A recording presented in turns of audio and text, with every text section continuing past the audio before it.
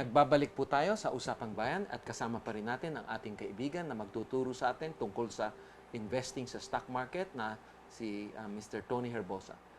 Tony, maybe at this point, maraming nagtatanong, no? Paano ba nila matututunan lahat ito? Meron ka bang mga seminars or mga classroom discussion types na pwede nilang puntahan? Yes. You know, we have maybe now close to 30 chapters in the Philippines and around the world. We have chapters in Singapore, in Abu Dhabi, in Dubai. There's a top KSA, Kingdom of Saudi Arabia. Even in Central Luzon, there's a top chapter. Top is our advocacy. And we have classes. Sometimes I've been to Singapore 2 times. I go out of my way. I've been to Top Davao, Top CDO. So we bring the seminars there. But in Makati, we have it almost every month in Metro Club, Rockwell. You know, we're very cowboy. We want it to be inclusive. We want people to feel at home. There are people who have been to our seminars. Dala pa nila yung baby nila kasi walang mag-aalaga. So, dala-dala nila yung baby habang nagsiseminar sila. We have a class. Our overview is 1 to 6 o'clock. And we explain to you so that you don't make the mistakes I made 20 years ago. And you save time doing that. And then we have a top backdoor session. The top backdoor session is 6 p.m. onwards for those who want to stay, where they get to meet the other traders. Alam mo, in life, di ba, you have gym buddies, and you have drinking buddies, and you have running buddies and bicycle buddies, but you don't have a wealth and stock market buddy. You go home, people at home think it's gambling. When I used to go home before, after, you know, my mom, stock market, that's gambling, no? Then I have to explain to her na we're buying into companies that may grow in the future, no? And also pay dividends, by the way. So TAP is very inclusive. You will feel all at home there. It's not a business. You just pay for the food and all this. When is that? Which part? We have it always on a Saturday, middle of the month. So we announce it in our website. So you need to be part of their website. No? Yes, you have to join Traders Apprentice Pilipinas. If you can add me, if I can accept you, I have 2 accounts already because but the 74,000 members, we keep in touch with them through Traders Apprentice FB group, no? We announce all the events there. I'm actually flying to Qatar and Dubai again. I was just there last September because in Doha there's around 200 people who want to take the overview. So the top overview is the intro to how to get into the stock market. We explain everything there. More important, the strategies and the mindset. Kasi even if you learn it from the book, but you don't know how to think like a trader, you know, you could get into trouble also. I will follow your page, sir, right away after the show. But sir, ako po, yung portfolio ko po, hindi ko na po siya chine-check because I'm upset dahil red siya talaga. Well, ako cautiously optimistic po ako, no, about the present administration. But ikaw, ano po ba yung projections niyo? I'm also very bullish on the Philippines. I think this is the best time to invest in the Philippines. Also, we go through what you mentioned, yung styles of investing. Kasi as a mentor of Traders Apprentice 3 years, I've seen close to 200 ports PM to me by OFWs, by people. So may problema ako. And you know what's typical? I look at a port of 5 to 10 stocks, half are red, half are green. So, sometimes I ask them, sir, okay ba ang port ko? Half a red, half a green. Sabi ko, di ba 1 plus negative? 1 plus negative 1 equals 0? Your port is neutral. Di ba? And so, in TAP, we teach them how to make money. Kasi we are traders. For example, if you cannot make money following and trading 5 stocks, why not just buy 1 stock, which is the legal wife, you know, the 1 stock that you collect marbles. No? So that also has to be clear to you. And let me also say this, may process of experimentation. You try this and you try that. What I found out is over time, the tapper developed this what I call a Navy SEAL mindset, no? Ano ba itong Navy SEAL? George knows this, no? You have 500,000 pesos. You have 400,000 pesos.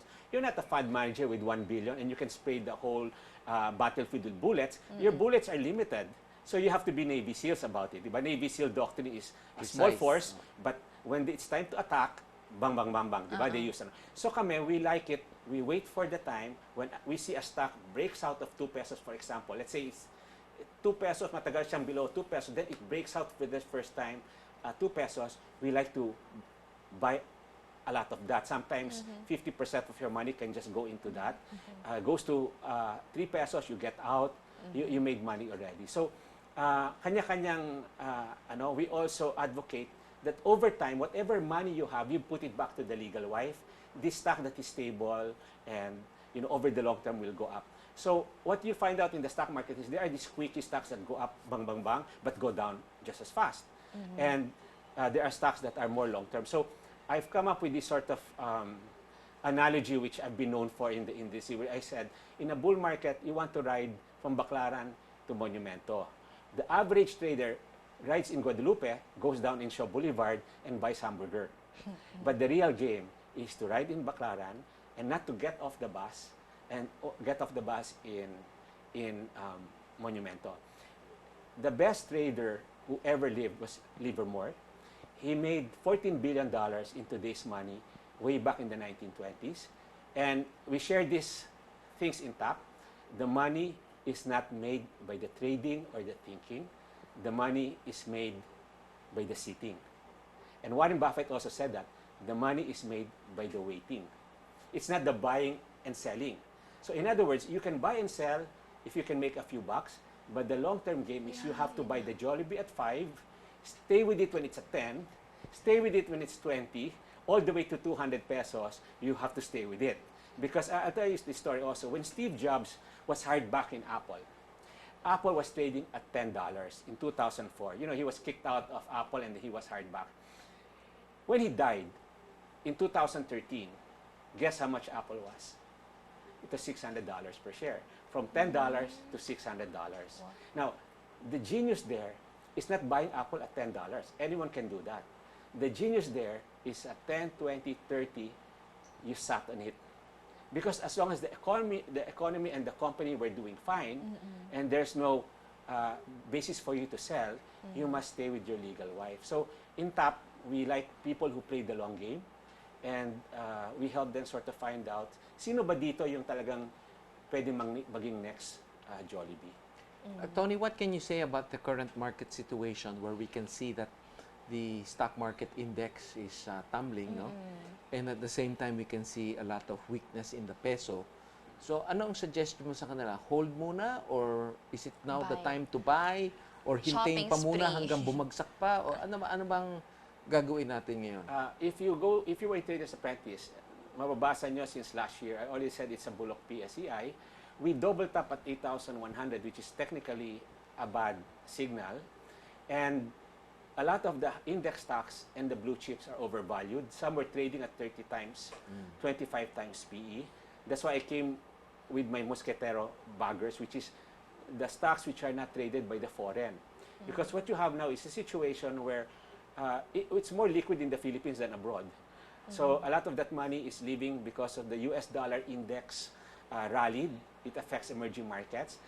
And so a lot of the stocks that had foreign investors, like a lot of the blue chips, they had a lot of these foreign investors. They were net selling for 6 months. And it was almost like nowhere.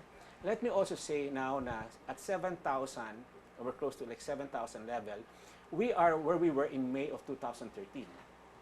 So 3 years has passed, nothing has happened on the index stocks and the blue chips. It's not bad because if you look at the index even way back, in 2009 we came from 1,747. Yeah. So in 1,700 to 8,000, buelo. So what I'm saying is, it's been 3-year buelo.